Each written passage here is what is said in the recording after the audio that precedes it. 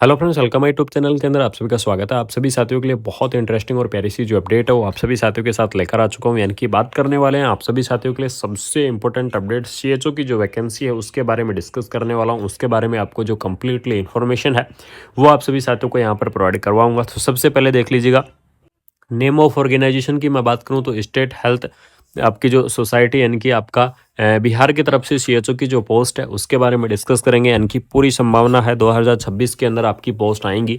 कितनी पोस्ट आएंगी उस चीज़ के बारे में भी चर्चा करूंगा। सबसे पहले पोस्ट का नेम देख लीजिएगा, कम्युनिटी हेल्थ ऑफिसर की जो पोस्ट है वो आपको यहाँ पर देखने को मिल जाएगी। नंबर ऑफ वैकेंसीज के बारे में इस वीडियो के अंदर बिल्कुल से डिस्कस करूंगा। एप्लीकेशन फॉर्म कब तक स्टार्ट होंगे, इन सारी चीज़ों के बारे में भी चर्चा करेंगे। जॉब की लोकेशन आपकी बिहार स्टेट यानी कि बिहार के अंदर कहीं पर भी आपकी जो जॉब की लोकेशन है वो आपकी रह सकती है। यानी कि एक स्पेशल कोई भी डिस्ट्रिक्ट नहीं है।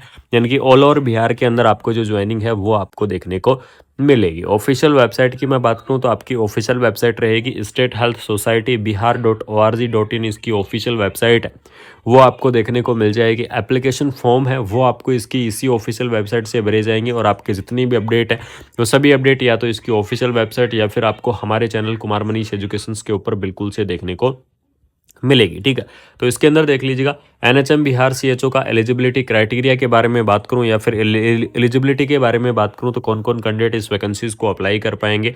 तो यहाँ पर देख लीजिएगा, जो बीएससी नर्सिंग कैंडिडेट हैं जिन्होंने बीएससी नर्सिंग कर रखा है वो कैंडिडेट क्या कर सकते हैं, इस वैकेंसीज को अप्लाई कर सकते हैं। यानी कि बीएससी नर्सिंग वाले कैंडिडेट अप्लाई करेंगे। बीएससी हॉर्न्स नर्सिंग वाले जो कैंडिडेट हैं वो भी क्या करेंगे, इस पोस्ट को यहाँ पर एलिजिबल्स रहेंगे।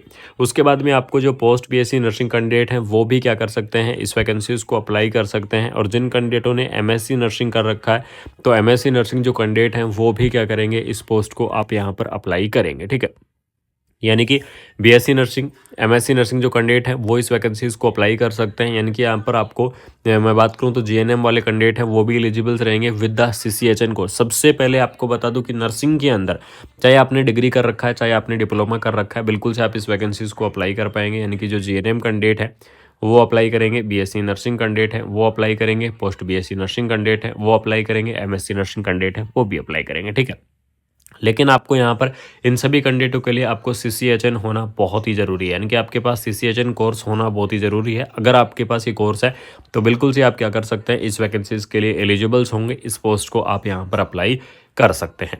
एज लिमिट की अगर मैं बात करूं तो आपको जो मिनिमम एज लिमिट है वो आपको 21 ईयर यानी कि 21 ईयर आपको जो मिनिमम एज लिमिट है वो आपको देखने को मिल जाएगी। और आपकी जो मैक्सिमम एज लिमिट है वो आपकी 42 ईयर रहेगी। यानी कि यहाँ पर आपको 42 ईयर तक की अधिकतम आपकी जो एज लिमिट है वो आपको प्रोवाइड करवाई गई है। लेकिन आपको गवर्नमेंट रूल के हिसाब से जो आपका रिलैक्सेशन होता है, ठीक है, वो रिलैक्सेशन आपको बिल्कुल से यहाँ पर प्रोवाइड करवाया जाएगा। और गवर्नमेंट रूल के हिसाब से आपका अलग अलग रिलैक्सेशन आपको देखने को मिलता है। ये 42 आपकी जो मैक्सिमम एज लिमिट है इसके अंदर आपका रिलैक्सेशन इंक्लूडेड है।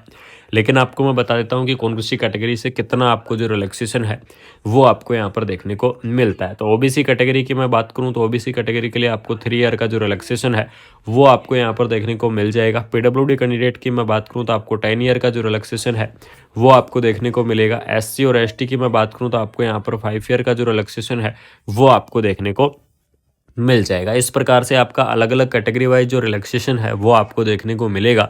अलग अलग कैटेगरी वाइज आपका जो रिलैक्सेशन है वो आपको यहाँ पर क्या किया जाएगा, प्रोवाइड आपको करवाया जाएगा। बहुत ही शानदार सी वैकेंसीज होने वाली है, बहुत ही धमाकेदार सी जो पोस्ट है वो आपकी होने वाली है। सैलरी की अगर मैं बात करूं तो 40,000 से आपकी जो सैलरी की स्टार्टिंग है वो आपको देखने को मिलेगी। लेकिन आपको बिहार सीएचओ के अंदर जो आपका बेसिक होता है, यानी कि जो सीएचओ का बेसिक होता है बिहार सीएचओ के अंदर, वो आपका बहुत ज़बरदस्त होता है। जैसे कि 38,000 यहाँ पर आपका क्या रहता है, बेसिक रहता है। ठीक है, तो बिल्कुल निश्चिंत रहो, बहुत ही शानदार सी सैलरी है।